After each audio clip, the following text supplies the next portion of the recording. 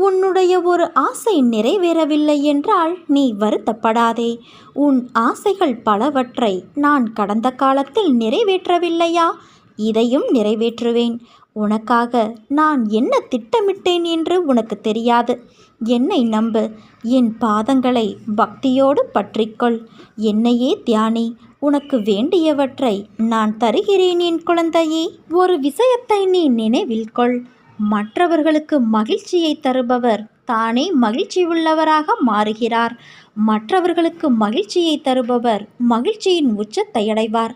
அதனால்தான் நான் சொல்கிறேன், பிறருக்கு மகிழ்ச்சியை தர முயற்சிப்பவன் தனக்குள் மகிழ்ச்சியின் மையத்தை முதலில் வளர்த்து கொள்கிறான் என்று. யாருடைய விவகாரங்களிலும் தலையிடுவது இல்லை என்றும், அவரவர் விருப்பப்படி அவரவர் செயல்படட்டும் என்றும் நீ தீர்மானம் செய்து கொள். சமர்த்த சாயி எதை ஏற்றுக்கொள்வது, எதை